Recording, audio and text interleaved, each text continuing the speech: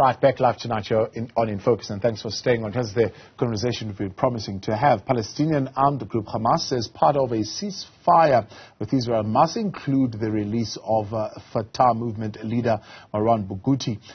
He's considered one of the highest profile prisoners held by Israel. The African National Congress today met with the World Movement for Democracy and the Fatah movement of Palestine to discuss Barghouti's release, amongst others. ANC's First Deputy Secretary General Nomvula Mokonyane joins us now for that conversation. Good to have you, man. Thank you very much for coming on this evening. How do these briefings help in your solidarity work? Because, you know, other people look at, you will remember the 5th of December gathering, and maybe there was another one in the Western Cape on the 30th of November that we also looked at, and they say, well, this is beginning to show the ANC's leaning, for example, towards Hamas and trying to, I suppose, boost up Hamas's image that is being isolated from international communities. What do these briefings serve?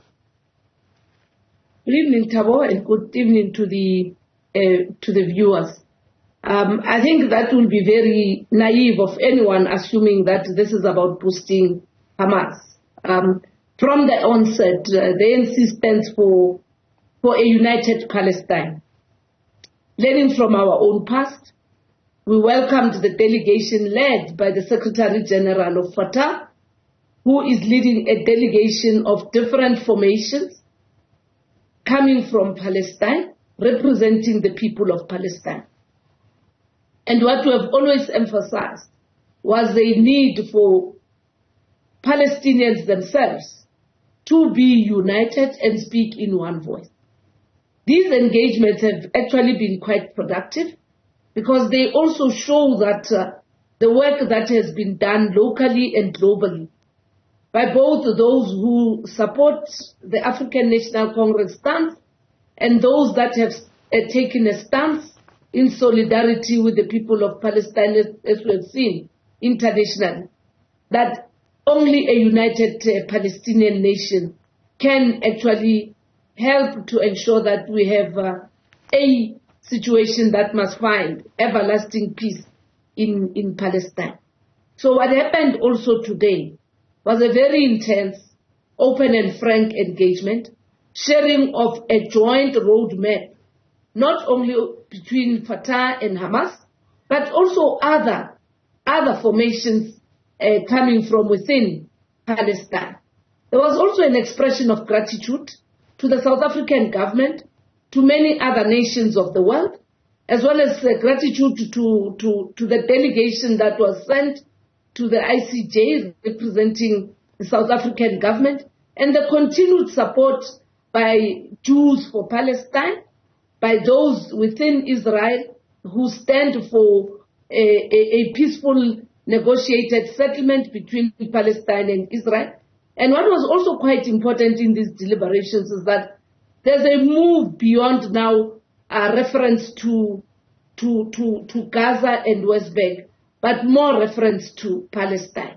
Yeah. And that also is a step forward. Lastly, what is also of importance is that all of us must be saved from our limited assertion about the situation in Palestine, that it's a situation that started on the 7th of October last year. That this is a situation that has started decades ago, and what happened on the 7th of October was necessitated and influenced by what has been a continuous genocidal act by Israel and the people of Palestine left alone, and multilateral platforms not being utilized to defend the right to life of ordinary women and children, civilians who have been attacked and killed by the Israeli Defense Force.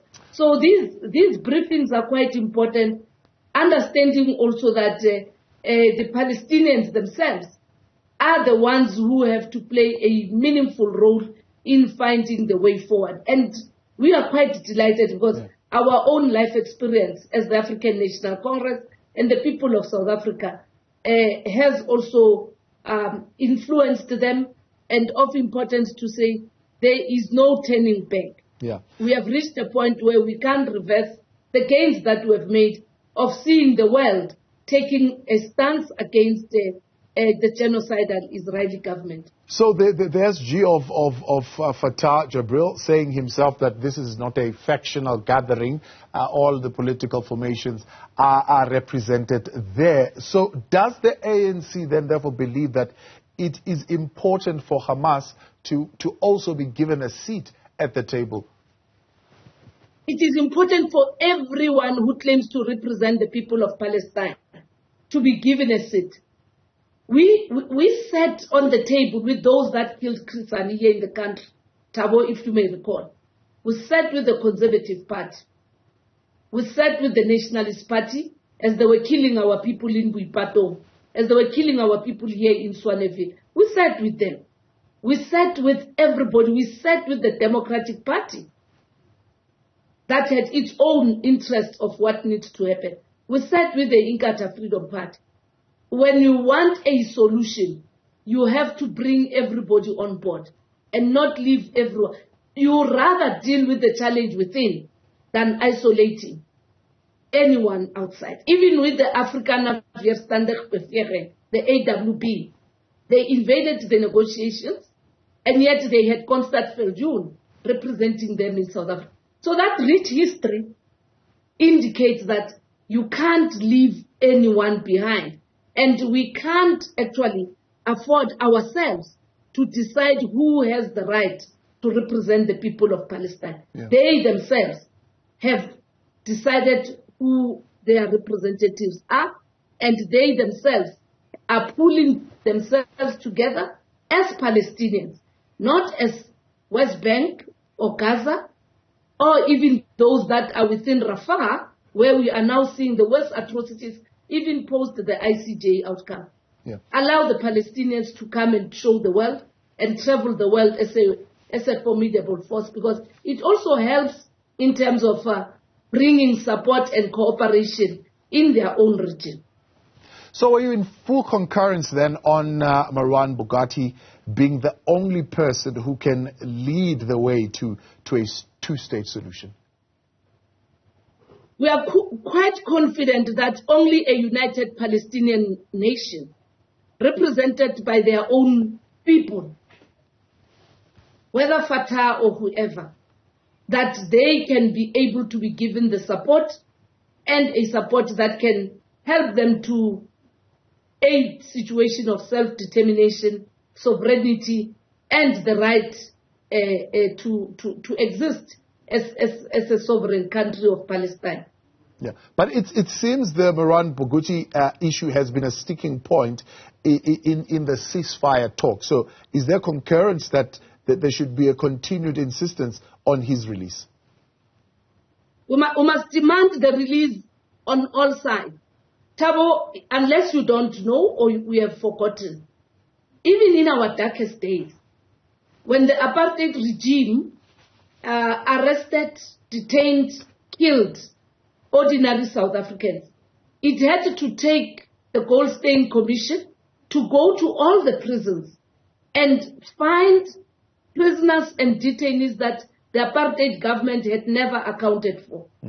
Here today, you hear from comrades coming from Palestine, beyond political affiliation, saying, we are prepared. We are prepared to release, and we are releasing prisoners, but let apartheid Israel also open their prisons, so that then even those that were arrested before the 7th of October, and those that have been languishing in jails, be found. And you'll be surprised. You are going to find children there, as we found here in South Africa, a point that led to the children's conference convened by Comrade Tambo in Harare. A children's conference where children came out after the Goldstein Commission, visited prisons, found pregnant women, found senior citizens there, found children underage in custody. The team from Palestine is saying, we are ready to do that. Let Israel also play an open card game, and let that be facilitated on the basis of saying all sides have a responsibility to comply and cooperate. Open your prisons, open your sites of confinement. And I think that is important, and key in that is that let there be ceasefire. Yeah, you mentioned a couple of things in your media response after the meeting, which I want to touch on. I might not get on all of them, but one of the things that you said is the latest advance in Rafah is a show of arrogance and requires drastic measures. What conclusions did you reach on that particular score of drastic measures? What critical actions, maybe to be more direct, is there a call for a full boycott? There is a call for a full decisive action against apartheid Israel. The form is something that we have to work on. This has been a consultation. We will be consulting with many other partners, including affording our government to also go further and consult. As you have seen, there's communication already done by our government, which we support, communication that has been made back to the ICJ. I think it is time that we must move away from talking and call for harsher actions. It was easy. It was easy to go on unilateral sanctions against other nations. It has been easy and unchallenged. Why must it be lenient for Israel and those who stand with them in this arrogant act that we are seeing now in Rafah? And we do believe that it's the same experience, Tabo, if you have forgotten, that happened that whilst negotiations were going on, our people were killed in Buipatong. Our people were killed here in Kagiso, in Swanevel. These are the things that society the world over confirmed that it's an act against humanity and that apartheid requires drastic actions, including sanctions. Why can't it be done on Israel? You're saying also UN must stop just making expressions and begin to actually do a little bit more action. Are you losing faith in these multilateral platforms? We have not made that expression just on this matter. Out of our own conferences, we have said there's a need to review the role, the responsibility, and the authority of these multilateral platforms, of the role of these bodies, including the issue that is now critical. Who is expected to recognize and comply with the rulings of the United Nations Security Council, the United Nations General Assembly, the ICJ? Because if really it is only those that are seen to be of a lesser being that are expected, like we have seen with Venezuela, like what we're seeing with the Polisario Front in Western Sahara, and like what we have seen when we're hosting BRICS against Russia, like what we're seeing now with Palestine. It really means that we need a new world order. And the ANC has been consistent on that. We'll use even those platforms to make that expression, as we have been able to make this historical move of going to the ICJ. It's not a government position, it's an ANC position. However, others are reading the move by the ANC as giving impetus to the view that government is also beginning to show its skin in terms of its international relations priorities. Do you see this gathering, this briefing, this meeting with the various political formations of Palestine being adding fuel to an already strained relationship between Pretoria and Tel Aviv? Actually, it is giving us more courage to remain principled as we are in this cause. It gives us more determination to build and consolidate the foundation that we have laid, as well as consolidate the friendship and the relationships that Palestinians themselves have built. So it's not adding fuel against between Tel Aviv and South Africa. It actually vindicates us and the people of the world, the majority in America, in Israel, who had taken a stance that this is an act of genocide. Secondly, that Israel deserves a harsher action. Worse now when there's been a plea that let there be ceasefire so that there can be the movement of humanitarian aid. Just that. They continue on this arrogant act that they are doing in Rafah. We don't think that it's adding fuel on a strained relationship. Our relationship is strained because of the stance that Israel has taken, a stance against humanity and justice. ANC First Deputy Secretary General Nomvula Mokonyane, thank you very much for your time. Thank you very much for coming on this evening.